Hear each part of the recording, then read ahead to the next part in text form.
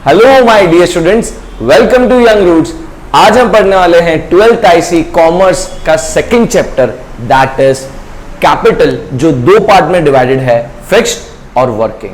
ठीक है, और ये चैप्टर को बढ़ने के पहले हमें पता होना चाहिए कैपिटल, जो अपन पैसा डालते हैं, पैसा, फाइनेंस, तो हमें पता होना चाहिए कि बिजनेस फाइनेंस क्या है, कि बिजनेस में फाइनेंस का मतलब क्या है, या फिर ये पूरे टर्म का मतलब क्या है, बिजनेस फाइनेंस।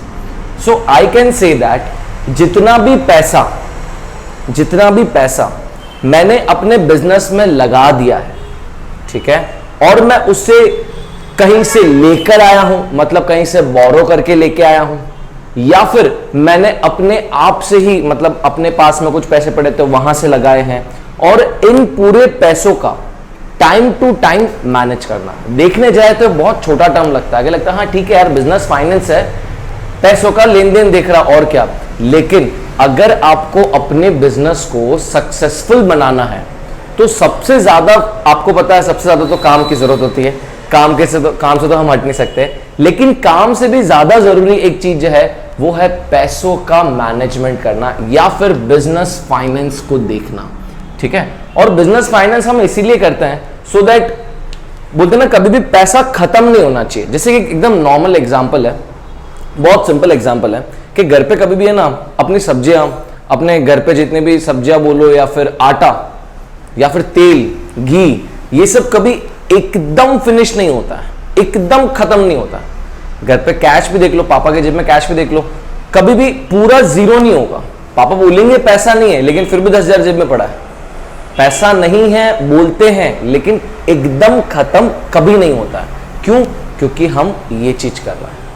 तो आपको समझ में आएगा कि बिजनेस फाइनेंस कितना इंपॉर्टेंट है, और ये रिक्वायर्ड होता है 3 मेन काम के लिए।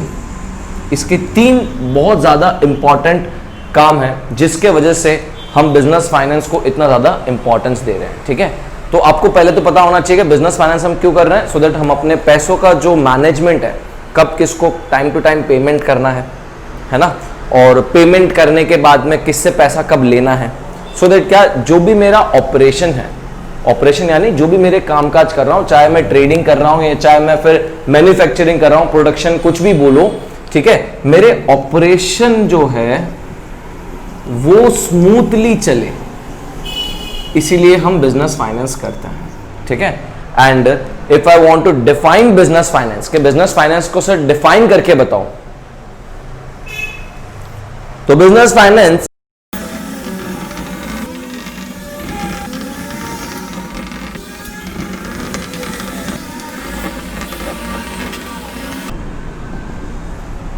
बिजनेस फाइनेंस को मैं डिफाइन कर सकता हूं कि ये कहां पे कंसर्न कर रहा है, ये सिर्फ और सिर्फ पैसे को लाने में, और जो कैपिटल हमने लगा लिया है उसको यूटिलाइज करना है, उसको यूटिलाइज करना है। क्यों? क्योंकि मीटिंग द फाइनेंशियल नीड, जो मेरे पैसों की जरूरत है, क्यों करते हैं हम बिजनेस, पैसे की जरूरत ना, प्रॉफिट कमाने के लिए, तो meeting the financial needs and overall objectives of the business enterprise, ये बीओ विलर्स ने कहा है कि ये बिजनेस फाइनेंस है। अच्छा, फाइनेंसिंग का मतलब भी आपको एक लाइन में अगर कहना हो तो फाइनेंसिंग का मतलब भी लिख दिया है, मेकिंग मनी अवेलेबल जब भी जरूरत पड़ती है, when needed making money available. ठीक है, तो आगे बढ़ते हैं टू द, ये बिजनेस फाइनेंस हम क्यों करना चाहते हैं, यानी बिजनेस फाइनेंस के इंपॉर्टेंस पे आगे बढ़ते हैं।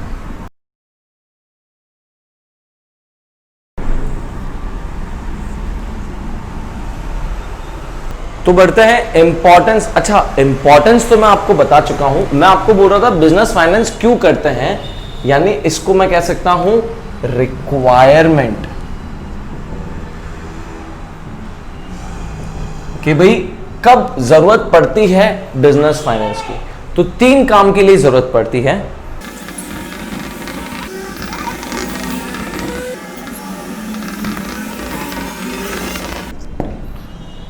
तो ये 3 मेन काम हैं जिसके लिए हमें बिजनेस में फाइनेंस की नीड होती है, पैसों की जरूरत होती है। सबसे पहला नीड क्या है, सबसे पहला रिक्वायरमेंट क्या है, अगर आपको अपना एस्टैब्लिशिंग अगर आपको अपना बिजनेस एंटरप्राइज बनाना है, बिल्ड करना है, ठीक है, शुरुआत करनी है, स्टार्ट, तो हम कह सकते हैं कि स्टार्ट के लिए हमें रिक्वायरमेंट होता है, ठीक है, पैसों का। सेकेंड वन इज कि अगर मुझे करंट एसेट्स या फिर फिक्स्ड एसेट जैसे कि टेबल, कुर्सी, एसी, ये सब जो अगर अपन को खरीदनी होती है, they are called as fixed assets. Machines खरीदनी होती है, it is called as fixed assets, ठीक है। तो या तो मुझे फिक्स्ड एसेट्स की जरूरत होती है या मुझे करंट एसेट्स की जरूरत होती है, ठीक है। एंड इसके लिए पैसों की, और लास्ट जो पॉइंट है दैट इज अगर मेरे पास में ये दोनों रिक्वायरमेंट पहले से है तो मुझे अपने बिजनेस को और बड़ा करना है और मॉडर्न करना है, ठीक है, मतलब नई नई टेक्नोलॉजीज लेके आनी है। तो इन तीन चीजों के लिए मुझे पैसों की जरूरत होती है। एंड रेस्ट द इंपॉर्टेंस मैं आपको समझा चुका हूं कि बहुत ज्यादा इंपॉर्टेंट है, और सबसे ज्यादा इंपॉर्टेंट इसीलिए है कि मेरा बिजनेस जो है वो स्मूथली बिजनेस में जितने भी ऑपरेशंस है वो चल पाए, इसलिए हम बिजनेस फाइनेंस करते हैं, ठीक है। तो अब मैंने आपको इतना सारा बिजनेस फाइनेंस के ऊपर बताया कि बिजनेस फाइनेंस क्या चीज है ना। तो अब आप ये समझो कि इतना सारा पैसों का रिक्वायरमेंट है, ठीक है, इतने सारे कामकाज करने हैं, तो ये पैसा कहां से आएगा, कहां से ये पैसा आने वाला आपके पास में? This is called as source of business finance या फिर सोर्सेस ऑफ फाइनेंस। तो पैसा जो है वो कहीं से भी आए, लेकिन पैसे आने के बाद में हम क्या करते हैं? उसको इन्वेस्ट करते हैं सो दैट हम उससे कुछ पैसा कमा पाए, प्रॉफिट कमा पाए। तो इस इन्वेस्टमेंट को हम क्या कहते हैं? द सोर्स और the money invested in the business. पैसा अगर बिजनेस में इन्वेस्ट किया जाए, कैपिटल, ठीक है। तो वही पॉइंट के ऊपर अपन को बढ़ना है कि कैपिटल वही अपना चैप्टर है। जो पैसा आएगा वो पैसा हम इन्वेस्ट तो कर रहे हैं, ठीक है, और ये कैपिटल ही मेरे बिजनेस को चलाता है, मतलब कैपिटल की वजह से तो अपन आगे काम कर पाते हैं। तो इस कैपिटल को स्टडी करना है, और ये कैपिटल की रिक्वायरमेंट कब होती है, कहां होती है, कैसे होती है, इसके बारे में अपन पढ़ते हैं। Moving to the next point.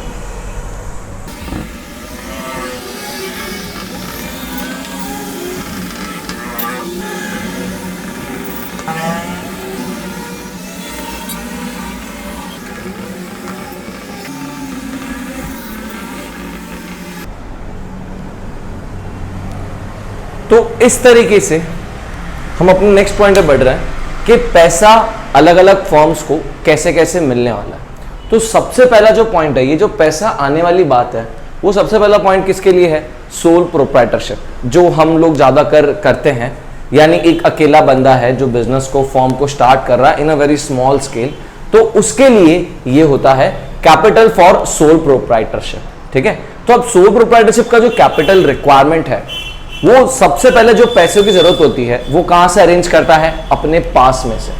उसके पास में तो कुछ पैसा पड़ा होता है ना, तो वो अपने पास वाला पैसा जो मेरे पास में पड़ा है, ओन्ड पैसा, मेरे घर की जमीन या फिर गांव में जायदाद या फिर कोई भी प्रॉपर्टी को बेच बेचा के मैं बिजनेस शुरू करना चाह रहा हूं, पैसों का रिक्वायरमेंट है, या फिर बिजनेस के अंदर कुछ एक्सपांशन करना है तो वो बेच के मैंने इन्वेस्ट कर दिया, दैट इज ओन्ड कैपिटल, ठीक है। तो ओन्ड कैपिटल, या फिर वो क्या कई बार अपने संबंधियों से पैसा लेके आ सकता है, that is can raise loan from friends and relatives. अच्छा, दूसरी बात इसमें ये भी है कि वो रिटेन्ड प्रॉफिट को भी फिर से पैसों के फॉर्म में इन्वेस्ट कर सकता है, फिर से अपने फाइनेंस के अंदर इन्वेस्ट कर सकता है। What are retained profit? जब भी एक साल के अंदर जितना भी फायदा होता है, ये फायदा वापस से अपने ही खड्डे में डाल देना, this is called as retained profit, यानी प्रॉफिट को बचा के सावधानी से रखना फॉर फ्यूचर नीड्स, ठीक है। तो माइट भी अगर अगले साल मुझे एक मशीन खरीदनी है तो मैं क्या करूंगा? मैं पहले पैसे बचाता रहूंगा, प्रॉफिट को बचाता रहूंगा और मैं मशीन खरीद लूंगा। This is called as retained profit. तो सोल प्रोप्राइटर जो है वो पैसों का जो जरूरत पड़ती है उसे, दैट इज उसका जो सोर्स है वो रिटेन प्रॉफिट भी हो सकता है। उसका सोर्स शॉर्ट टर्म के लिए कॉमर्शियल बैंक भी हो सकती है, ठीक है।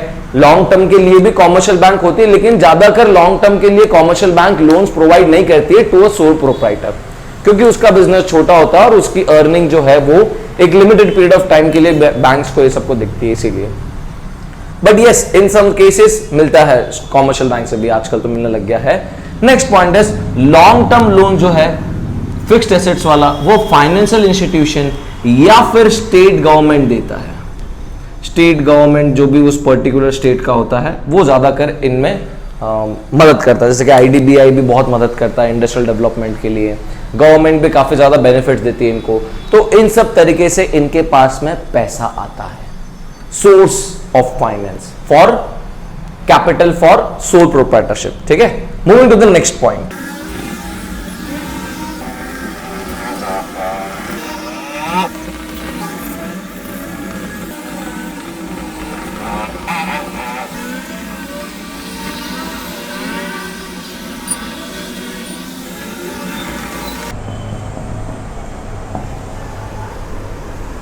तो नेक्स्ट है कैपिटल रिक्वायरमेंट, दैट इज पैसों की जरूरत, capital requirement for partnership form. अब पार्टनरशिप फॉर्म आपको पता है जिसके अंदर दो या दो से ज्यादा लोग मिलके बिजनेस करते हैं, that is a partnership form. In the agreed ratio profit को डिवाइड करते हैं। हालांकि आपके अकाउंट्स में यही चैप्टर चल रहा होगा, इसके कैलकुलेशंस आप कर रहे हैं, है ना।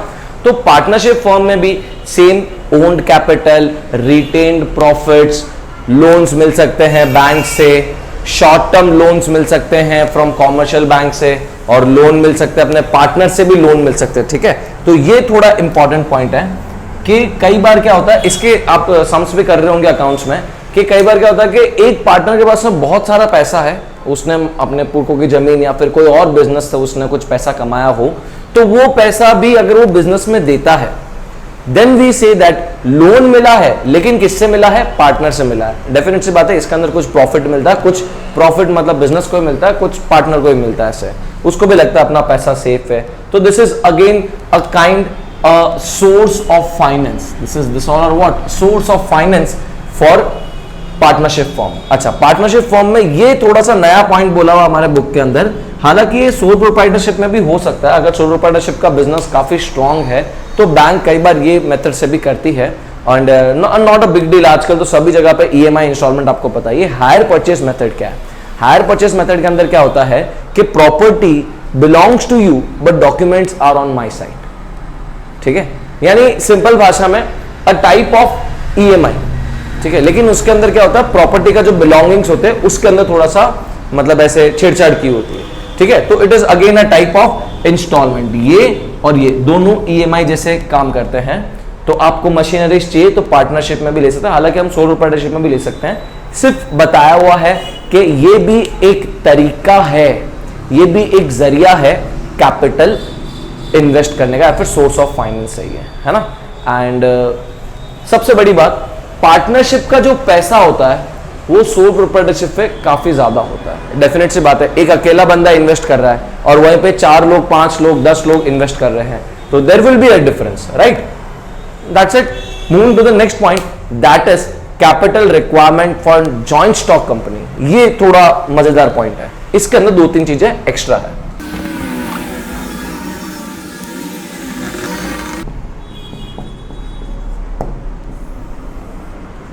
जॉइंट स्टॉक कंपनी जो है वो कैपिटल बहुत जगह से ले सकती है, क्योंकि उसके पास में ना पैसों की कमी नहीं होती है, तभी वो कंपनी कहलाती है। और जॉइंट स्टॉक कंपनी बनाने में भी बहुत मेहनत लगती है भाई। जितनी जल्दी से पार्टनरशिप फॉर्म और जो सोल प्रोप्राइटरशिप बनता है, उतनी जल्दी से जॉइंट स्टॉक कंपनी नहीं बनती है। ठीक है, तो एक बार अगर आपकी जॉइंट स्टॉक कंपनी बन गई तो आप पैसा कहां से ला सकते हो, मतलब what are the capital, from where will you borrow this capital, या फिर from where will you have this capital. तो सबसे पहले हम कह सकते हैं कि जॉइंट स्टॉक कंपनी में जो पैसा आता है वो है शेयर्स। ठीक है, through the issue of shares. आगे आएगा जब आप अकाउंट्स करोगे तो इन शेयर से वो कंपनी कैसे पैसा लेती है और किस तरीके से मैनेजमेंट करती है। थ्रू इट्स लाइफ टाइम उस शेयर से वो कितना पैसा एक लिमिटेड अमाउंट तक ही ले सकती है। तो जैसे कि अपन देख रहे हैं कि जॉइंट स्टॉक कंपनी जो है ना, उसको बहुत सारे पैसों की रिक्वायरमेंट है। अभी जो बहुत सारा पैसों की रिक्वायरमेंट है ना, इसीलिए यहां पे शेयर्स का नाम लिया हुआ है। ठीक है, और ये शेयर्स इसका अलग तरीका है जो पार्टनरशिप और किसके अंदर, सोल प्रोप्राइटरशिप के अंदर आपको नहीं मिला था। तो शेयर्स, वैसे ही डिबेंचर्स है। ठीक है, शेयर्स और डिबेंचर्स में खाली इतना ही फर्क है, share is for life time and debenture is not for life time, it is for a long term loan. ठीक है, दोनों में इसके अंदर डिविडेंड मिलता है, इसके अंदर इंटरेस्ट मिलता है। डेफिनेट सी बात है, इंटरेस्ट जो है वो ज़्यादा रहता है, डिविडेंड कम होता है, ठीक है। मतलब इसमें शेयर्स जो है आगे आएगा, अभी वही चीज़ के ऊपर अपन डिस्कशन करेंगे, नॉट टू वरी। हाल फिलहाल मैं इतना कह सकता हूँ कि शेयर्स जो है कंपनी के हिस्से, डिबेंचर जो है कंपनी का नाम, ठीक है। और नाम के ऊपर पैसा कम भी मिलता है, ज़्यादा भी मिलता है। हिस्से तो जिस हिसाब से, जितनी बड़ी आपकी कंपनी है, जितना आप पार्ट दे रहे हो वो हिसाब से, ठीक है। And the next are loan. Loan के अंदर भी अगर शॉर्ट टर्म लोन ले रहे हो तो शॉर्ट टर्म लोन ले सकते हो आप कॉमर्शियल बैंक से, वही सेम प्रोसीजर है। एंड अगर आप लॉन्ग टर्म लोन लेना चाहते हो तो आप ले सकते हो कोई फाइनेंशियल इंस्टीट्यूशन से, या फिर स्टेट जो भी मदद करना चाहे, है ना, तो financial institution. So this all is about source of finance for different type of business। हमने सोल प्रोप्राइटर देखा, पार्टनरशिप देखा, और ये अपन ने देख लिया जॉइंट स्टॉक कंपनी, ठीक है। Moving to the next point, that is financial planning. अब मेन मुद्दा आ रहा है कि भाई पैसों को प्लान कैसे करना है, ठीक है। हमने देख लिया पैसा क्या होता है, बिजनेस फाइनेंस क्या होता है। हमने देख लिया कि बिजनेस फाइनेंस के बाद में हम उसको कहां पे ज्यादा उसकी रिक्वायरमेंट होती है, तीन जो मेन आपको बताया, या तो बिजनेस एस्टैब्लिश करने के लिए, एक्सपांड करने के लिए। हमने ये भी देखा कि बिजनेस फाइनेंस का जो सोर्स है, दैट इज जो कैपिटल है, वो सोल प्रोप्राइटरशिप में कैसे आएगा, पार्टनरशिप में कैसे आएगा, और जॉइंट स्टॉक कंपनी में कैसे आएगा। अब अपन को ये देखना है कि इन पैसों को प्लान कैसे करें, ठीक है, दैट इज फाइनेंशियल प्लानिंग।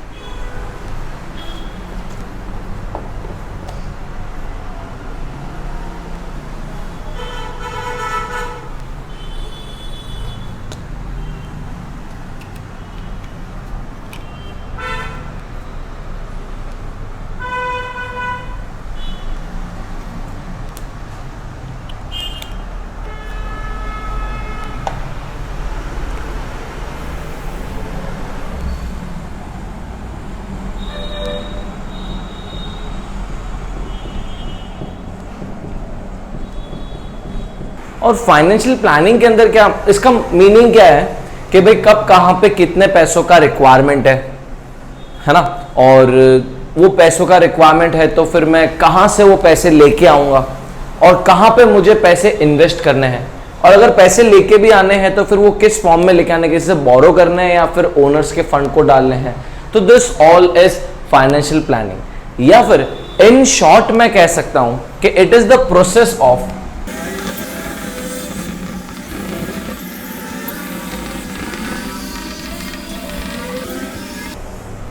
इन तीन सिंपल बातों में मैं कह सकता हूं कि ये हमारी फाइनेंशियल प्लानिंग का एक प्रोसेस है, या फिर फाइनेंशियल प्लानिंग को मैं डिफाइन कर सकता हूं। सबसे पहले क्या, सबसे पहले मुझे अंदाजा लगाना है कि भाई कितने पैसों का रिक्वायरमेंट है।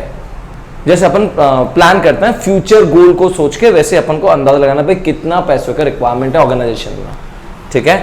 फिर उसके बाद में वो पैसा कहां से लाना है, that is the source, and फिर उसके बाद में deciding how the funds are to be utilised, कि भाई किस तरीके से पैसों को यूटिलाइज करना है, ठीक है।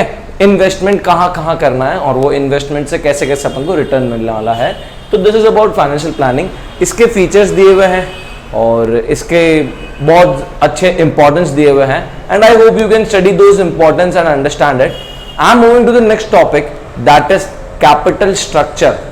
और कैपिटल स्ट्रक्चर किन फैक्टर्स के ऊपर डिपेंड करता है, ठीक है। जैसे कि सपोज करो आपका जो पढ़ाई का फैक्टर है, ये बहुत सारे आपका जो पढ़ाई है, कितना लेवल ऑफ स्टडीज, सॉरी, आपका जो लेवल ऑफ स्टडीज है वो बहुत सारे फैक्टर्स के ऊपर डिपेंड करता है। जैसे कि आप ज्यादा पढ़ पाते हो, अगर आपको पीस, अगर आपको मतलब कोई टॉर्चर ना करे, आपको कोई ताना ना मारे, कई बार मतलब आपको डांटे ना, इस तरीके से, तो आप ज्यादा अच्छे से पढ़ाई कर पाते हो। And even there are some students जो और ज्यादा अच्छे से पढ़ पाते हैं, जिनके पास मोबाइल फोन आ जाए, उनके पास मटेरियल आ जाए, बुक्स आ जाए। अगर आपके पास बुक्स ही नहीं है तो आपका पढ़ाई का लेवल कम आएगा। That's simple, that's very simple. तो फैक्टर्स अफेक्टिंग, ठीक है ना। तो नेक्स्ट पॉइंट पे बढ़ते हैं, दैट इज कैपिटल स्ट्रक्चर, और उसके कौन से फैक्टर्स अपन को अफेक्ट करता है। अपन को नहीं, कैपिटल स्ट्रक्चर को अफेक्ट करता है। इसके फैक्टर्स अफेक्टिंग के ऊपर बढ़ने के पहले मैं आपको यह समझाना चाहता हूं कि भाई ये कैपिटल स्ट्रक्चर है क्या चीज। हमारे पास में कंपनी के अंदर, जो हम कंपनी रन करते हैं, उस कंपनी के अंदर हमारे पास में दो तरीके से कैपिटल आता है, जिसके बारे में अपन स्टडी करते हैं। जॉइंट स्टॉक कंपनी के बारे में कहा था, बस उसी को ही अपन को और डिस्कस करना है। उसमें दो तरीके कैपिटल आते हैं। एक कैपिटल आता है कहीं से मांगा हुआ, ठीक है, मांग के कहीं से लेके आए, जैसे कि लोन, जैसे कि डिबेंचर का, वो भी एक तरह का लोन ही हुआ, बॉन्ड ये सब, तो ये सब मांगा हुआ पैसा होता है। और दूसरी बात पे आता है एक खुद का पैसा, दैट इज ओन्ड, ठीक है। तो जब मैं खुद से पैसा लगाता हूं अपनी कंपनी के अंदर, तो उसको मैं बोलता हूं मेरा एक हिस्सा, दैट इज अ शेयर। और वही चीज लोग परचेज करते हैं, कंपनी अपने हिस्से बांटती है, शेयर्स बांटती है, ठीक है। तो ओन्ड के अंदर आता है शेयर, और शेयर में भी है ना एक बहुत सही नाम, मतलब बहुत स्पेसिफिक नाम दिया हुआ है, दैट इज इक्विटी शेयर। ये एक ऐसा शेयर है, आपने 11th में पढ़ा हुआ है, लेकिन फिर भी एक बार रिपीट कर रहा हूं, ये एक ऐसा शेयर है जो एक बार आपने इन्वेस्ट कर दिया तो जब कंपनी खत्म होगी, जब कंपनी डूबेगी, तभी आपको ये पैसा वापस मिलेगा, नहीं तो नहीं मिलेगा। ये एक ऐसा पैसा है जिसके ऊपर जो इंटरेस्ट यानी कि जो डिविडेंड मिलता है, वो डिविडेंड अगर कंपनी को फायदा होगा तो आपको डिविडेंड मिलेगा, अगर फायदा नहीं हुआ तो आपको डिविडेंड नहीं मिलेगा, ठीक है। तो दिस इज ओन्ड कैपिटल। इसको हम क्या बोलते हैं, कैपिटल के दो पार्ट्स, और सबसे पहला है ओन्ड कैपिटल, जो इक्विटी शेयर, ठीक है, के अंदर कंसिडर किया जाता है, एंड दूसरा आता है बोरोड, जो कि डिबेंचर या फिर कोई और तरह का लोन, ठीक है, या फिर एक और शेयर है प्रेफरेंस शेयर्स। ये भी आपको पता होना चाहिए, हालांकि आपने 11th में पढ़ा हुआ है ये चीजें, कि प्रेफरेंस शेयर जो होता है वो भी बोरोड के अंदर ही आता है, क्योंकि इसको भी पैसा वापस कभी ना कभी देना होता है, 1 साल 2 साल 3 साल 4 साल ऐसे लिमिट होती है, ठीक है। तो इसको मैं डिस्कस नहीं करूंगा ज्यादा। बोरोड के अंदर जो पैसा आता है ना, उस पैसे पे कंपनी को इंटरेस्ट देना ही पड़ेगा, ठीक है, चाहे कंपनी को फायदा हो, पैसा आ रहा हो या पैसा नहीं आ रहा हो कंपनी के पास, लेकिन कंपनी को पैसा देना पड़ेगा। If a company incur loss, they have to pay the interest on debenture or on interest on loan। भाई मैंने अगर आपसे कुछ पैसे लिए, मान लो मैंने बोला कि मुझे 1 लाख रुपए दे दो, तो अपन तो दोस्त थे, ठीक है, तो क्या हो गया, कोई बात नहीं, आज नहीं तो कल दे देगा, कल नहीं तो परसों दे देगा, दोस्त है यार, चलेगा, इंटरेस्ट नहीं लेना है, ठीक है। लेकिन अगर मैंने यही पैसा बैंक से लिया होता तो, और मैं उसको बोलता कि 1 साल के अंदर दे दूंगा, अगर मैं उसको थोड़ा और टाइम मांगता तो बोलेगा और इंटरेस्ट लगेगा, है कि नहीं। So there is a difference between खुद का पैसा एंड बोरोड पैसा, ठीक है। तो इसी तरीके से हमारे कंपनी का जो कैपिटल है, कैपिटल का जो स्ट्रक्चर है, वो 2 पार्ट में डिवाइडेड है। पहला पार्ट कौन सा है, बोरोड एंड ओन्ड, ठीक है। ओन्ड कैपिटल जिसमें इक्विटी शेयर आते हैं, और बोरोड कैपिटल जिसमें डिबेंचर और लोन आते हैं। तो हम क्या पढ़ने वाले हैं, हम पढ़ने वाले हैं फैक्टर्स अफेक्टिंग कैपिटल स्ट्रक्चर, कि भाई ऐसे क्या फैक्टर्स है या फिर ऐसे क्या कंडीशंस है जिसके मदद से या फिर जिसके ऊपर मैं इन दोनों का डिवीजन करता हूं, ठीक है। तो बढ़ते हैं फैक्टर्स के ऊपर, तो मैं यहीं पे लिख देता हूं factors affecting capital structure.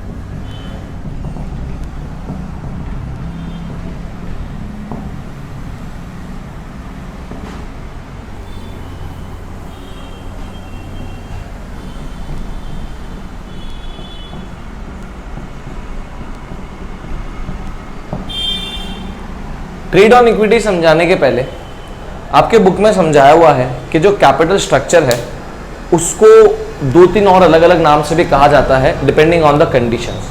Depending on the condition क्या मतलब कि अगर कंपनी के पास में इक्विटी यानी कि ओन्ड अगर ज्यादा है, डिबेंचर यानी कि बोरोड से, ठीक है, तो कंपनी, मैं कह सकता हूं कि भाई कंपनी कोई अच्छा गैर नहीं कर रही, मतलब कंपनी कोई अच्छी गाड़ी नहीं घुमा रही है। क्यों? क्योंकि वो सब खुद का ही तो पैसा लगा रही है, सब खुद का ही तो पैसा लगा रही है। तो मैं इस कंडीशन को बोलता हूं लो गेयरिंग। क्या बोलते हूं? लो गेयर। इस कंडीशन को क्या बोलता हूं? लो गेयरिंग। या फिर मैं कह सकता हूं, एक और नाम दिया हुआ है बुक के अंदर,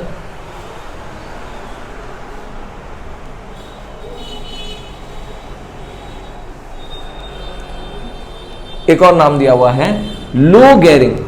ठीक है, मैं कम पैसे उधार ले रहा हूं, ज्यादा मतलब वो नहीं कर रहा हूं। और कह सकते हैं थिक इक्विटी, यानी इक्विटी ज्यादा है। ठीक है, और एक और चीज कही हुई है, अभी मैं इस पॉइंट का डिस्कशन नहीं कर रहा हूं, एक और चीज कही हुई है कि अगर मेरा इक्विटी का जो पैसा है यानी कि जो ओन्ड पैसा है वो अगर कम है, यानी कि बोरोड पैसा ज्यादा है, ठीक है, यानी डिबेंचर का जो पैसा है बोरोड वाला वो मेरे पास में अगर ज्यादा है, तो मैं कहूंगा कि भाई मैं अच्छा गेम घुमा रहा हूं, अच्छा कर रहा हूं, बाहर से पैसा लाके कमा रहा हूं मस्त। तो दैट मीन्स हाई गेयरिंग। क्या बोलते हैं उसको हम? High gearing. एंड इसको एक और नाम से, भाई इक्विटी कम है, इस बार इक्विटी कम है, इसका मतलब थिन इक्विटी। ठीक है, ये दो कंडीशन आपको दी हुई है on the basis of capital structure, कि कैपिटल स्ट्रक्चर में दो कंडीशन होती है। कैपिटल स्ट्रक्चर में दो कंडीशन होती है, या तो आप लो गेयरिंग करोगे मतलब कम डेट लोगे, ठीक है, या फिर आप हाई गेयरिंग करोगे मतलब ज्यादा डेट लोगे। वही उनका दूसरा नाम दिया हुआ है ना। अब बढ़ते हैं on the point that is trade on equity.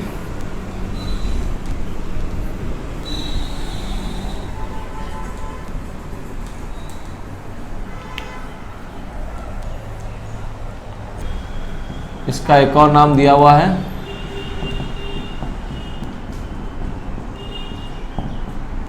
अब ट्रेड का मतलब क्या होता है? एक तरह का व्यापार, लेना देना, है ना। तो यहां पे ट्रेड ऑन इक्विटी, इसका मतलब जो मेरे पास में जब एक कंपनी दोनों का यूज करती है, यानी इक्विटी शेयर्स का तो यूज कर ही रही थी, इक्विटी शेयर्स का तो यूज कर ही रही थी, लेकिन इसके साथ साथ में जब वो डिबेंचर या फिर डेट्स का भी यूज करती है, यानी कि जो अपन ने ऊपर बोला था प्रोपोर्शनेट, वही प्रोपोर्शनेट को यहां पे बोला हुआ है। लेकिन ट्रेड ऑन इक्विटी का मतलब समझा रहे हैं कि आप इक्विटी शेयर का व्यापार कैसे करते हो। तो इक्विटी शेयर का व्यापार कैसे होता है ना, कि इक्विटी शेयर्स तो है ही आपके पास में। ट्रेड ऑन इक्विटी शेयर का मतलब बता रहा हूं मैं। Trade on equity share means when a company, जब एक कंपनी क्या कर रही है, इक्विटी शेयर्स की होल्डिंग कर रही है अलोंग विथ, मतलब इक्विटी शेयर तो उनके पास में है ही, अलोंग विथ, इसका मतलब है अलोंग विथ डिबेंचर या फिर debts, it is called as trade on equity. तो ये अफेक्ट कैसे कर रहा है? पॉइंट आया भाई, ये अफेक्ट कैसे कर रहा है? इसका तो मतलब है ट्रेड ऑन इक्विटी। तो ये अफेक्ट कैसे कर रहा है? तो अब ये जो ट्रेड ऑन इक्विटी है, इसके अंदर थोड़ा सा और डेप्थ में जाते हैं, थोड़ी सी और बात समझते हैं ट्रेड ऑन इक्विटी की। अगर मैं आपको कहूं कि जो रेट ऑफ अर्निंग है, यानी कि जो पैसे कमाने का जो रिटर्न ऑन इन्वेस्टमेंट है, रेट ऑफ अर्निंग, जैसे सपोज करो कि मैंने 100 रुपए डाले तो मुझे अर्निंग का रेट है मेरे को 10%, तो 10 रुपए मिले। ठीक है, वो 100 तो इन्वेस्टेड ही है, वो बाद में कभी मिलेंगे जब मैं वापस से निकालूंगा। 1000 रुपए डाले तो अगर मतलब 100 रुपए डाले और रेट ऑफ अर्निंग 20% है, ठीक है, तो यहाँ पे 20 रुपीज मेरे को मिले। ठीक है, तो अगर मैं आपको कहूँगा ये जो रेट ऑफ अर्निंग, अभी जो 100 रुपए भी है, ये 100 रुपए मैं कहाँ से लाया हूँ? 100 रुपए कहाँ से लाया हूँ भाई? किसी से लिया ही तो है, बोरो ही तो किया है, या फिर ओन्ड ही तो है। चलो ओन्ड है तो अलग बात है, बोरो किया होता तो उसको मैं बोलता है रेट ऑफ इंटरेस्ट भी देना पड़ रहा है उसके ऊपर, है ना। तो इसका मेन मुद्दा ऐसा है कि अगर मैं आपको ऐसे बोलूं कि आपकी रेट ऑफ अर्निंग, मतलब जिस रेट पे परसेंट जो है जिसके ऊपर आपकी अर्निंग डिपेंड कर रही है, इज ग्रेटर, अगर ये जो है ये ग्रेटर है किससे? रेट ऑफ इंटरेस्ट से, तो मैं कह सकता हूं आपका जो फाइनेंशियल लिवरेज है, यानी कि आपका जो ट्रेड ऑन इक्विटी है, वो बहुत अच्छा है। और आप इस कंडीशन में, ध्यान से सुनना, आप इस कंडीशन में आप क्या करोगे? आप इक्विटी शेयर ज्यादा खरीदोगे, यानी कि आप अपना ओन्ड फंड ज्यादा रखोगे और आप कोशिश करोगे कम से कम डेट रखूंगा। किस कंडीशन में? मेरे फाइनेंशियल लिवरेज में एक कंडीशन है। क्या कंडीशन है? कि अगर मेरा रेट ऑफ अर्निंग यानी रिटर्न ऑन इन्वेस्टमेंट, इसको मैं ये भी बोल सकता हूं रिटर्न ऑन इन्वेस्टमेंट, अगर रिटर्न ऑन इन्वेस्टमेंट ज्यादा है रेट ऑफ इंटरेस्ट से, यानी जो पैसे की कमाई है वो ज्यादा है, तो मैं बाहर से इंटरेस्ट क्यों लूं? मैं खुद का पैसा नहीं लगा लूं? सिंपल बात है, ठीक है। तो फाइनेंशियल लिवरेज जो है वो डिपेंड कर रहा है इस कंडीशन के ऊपर, और फाइनेंशियल लिवरेज के ऊपर हमारा कैपिटल स्ट्रक्चर डिपेंड करता है ना। तो फाइनेंशियल लिवरेज एक कंडीशन। अब देखो इस कंडीशन को है ना बुक में बहुत प्यारे से एग्जांपल के साथ में समझाया हुआ है, वो एग्जांपल बताता हूं आपको मैं।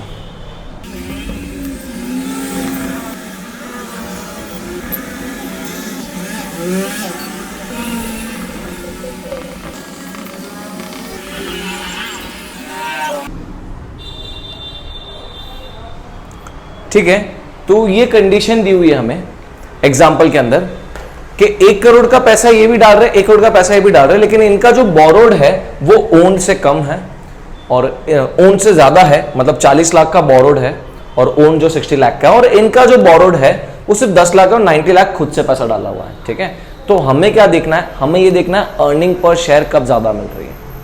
अर्निंग पर शेयर अगर मुझे ज्यादा मिलती है तो मैं क्या प्रेफर करूंगा? मैं इक्विटी प्रेफर करूंगा। इक्विटी प्रेफर करूंगा मतलब मेरे कैपिटल स्ट्रक्चर को अफेक्ट करेगा। तो this is a factor, trade on equity. Debenture preference equity, अब हिसाब कैसे होता है इनका? हिसाब ऐसे होता है, मान लो मैंने बोला दोनों को 20-20 लाख रुपए का प्रॉफिट हुआ। कितने लाख का प्रॉफिट जो है वो इधर भी 20 लाख का है और इधर भी 20 लाख का है। दोनों को प्रॉफिट हुआ 20 लाख का। तो जैसे प्रॉफिट हो नहीं हो कुछ भी हो, ये लोग तो इंटरेस्ट मांगने आ जाएंगे। कौन लोग? बोरोड वाले। तो डिबेंचर ने इंटरेस्ट मांगा। डिबेंचर ने इंटरेस्ट कितना मांगा? 30 लाख था, 12% कर दो। 30 लाख है, 12% कर दो, 3,60,000। तो 3.6 इन्होंने मांगा, और यहां पे 10 लाख था, 12% कर दो, 1.2 लाख इन्होंने मांगा। माइनस कर दिया हमने, कितना रिमेनिंग बचा? यहां पे बच गया 16.4 लाख। ठीक है, मतलब 16,40,000 बच गया। और इस साइड में कितना बच गया?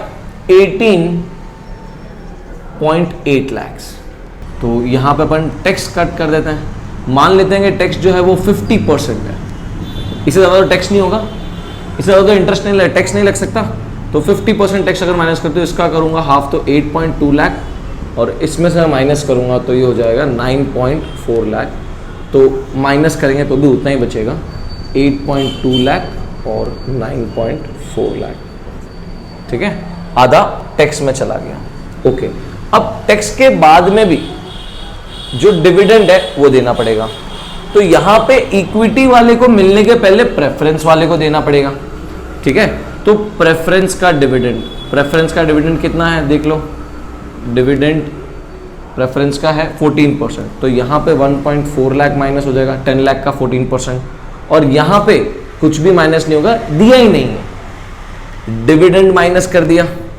ठीक है, डिविडेंड माइनस करने के बाद में समझो वो जो पैसा बचा है वो देखो, इधर कितना पैसा बचा? 9.4 लाख, और इधर कितना पैसा बचा? 8.2, 7.8, 6.8 लाख। ठीक है, तो ये टोटल पैसा बचा हुआ है जो अब ओनर का है, यानी ओन्ड फंड है। तो यानी अब इतने पैसे किसको मिलेंगे, इक्विटी वाले को मिलेंगे। तो अब आप देखो earning per share, earning per share कैसे निकालते हैं हम भाई, कितने टोटल नंबर ऑफ शेयर थे। तो भाई मेरे पास में 10 रुपए का एक शेयर था, इक्विटी का 10 रुपए का एक शेयर था। तो अगर 60 लाख रुपीस की इक्विटी शेयर्स है, इसका मतलब यहां पे 6 लाख शेयर्स थे। और अगर 90 लाख के है तो यहां पे 9 लाख इक्विटी शेयर्स है। ठीक है, तो अर्निंग पर शेयर कैसे कैलकुलेट करेंगे, 6.8 लाख डिवाइडेड बाय कितने शेयर्स है, यहां पे नंबर ऑफ शेयर होल्डर्स कितने हैं, 6 लाख शेयर होल्डर्स है, दोनों लाख डिवाइड हो गया तो ये हो जाएगा 1.13। ठीक है, और इसको देखते हैं 9.4 डिवाइडेड बाय कितना है, यहां पे 9 लाख है, तो 9.4 को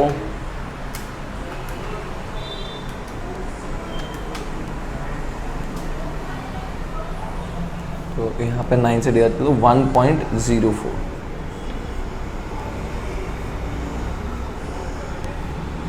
अर्निंग पर शेयर कहां पे ज्यादा आ रही है, अर्निंग पर शेयर ज्यादा आ रही है ए में। इसका मतलब इस पूरे कंडीशन में एक ही गणित है कि जो रेट ऑफ इंटरेस्ट है ना, क्या गणित है, रेट ऑफ इंटरेस्ट ये ज्यादा है रेट ऑफ अर्निंग्स है। इसीलिए कंपनी ए जो है वो क्या कर पा रही है, अच्छा अर्निंग पर शेयर दे पा रही है, इक्विटी को अच्छा पैसा दे पा रही है, मतलब ओनर को अच्छा पैसा मिल पा रहा है। This is called as equity का trading on equity, financial leverage. Financial leverage वापस से रिपीट कर रहा हूं, क्या होता है फाइनेंशियल लिवरेज का मतलब कि अगर आपका रेट ऑफ इंटरेस्ट या फिर रेट ऑफ अर्निंग जैसे भी ज्यादा कम होता है, उसके ऊपर आपको अर्निंग पर शेयर मिलता है। ठीक है, तो ये तो डिपेंड करता है मार्केट के ऊपर, ये डिपेंड करता है मार्केट के ऊपर, लेकिन ये तो हमारे स्टडी के ऊपर डिपेंड करेगा ना। मार्केट में क्या चल रहा है आपको पता चल जाएगा, ठीक है, लेकिन ये तो हमारे स्टडी के ऊपर डिपेंड करता है। ठीक है, तो इस तरीके से हम ट्रेड ऑन इक्विटी करते हैं। इस तरह से ट्रेड ऑन इक्विटी जो है वो अफेक्ट करता है हमारे कैपिटल स्ट्रक्चर को, कि भाई इक्विटी शेयर ज्यादा रखूं या डिबेंचर ज्यादा रखूं।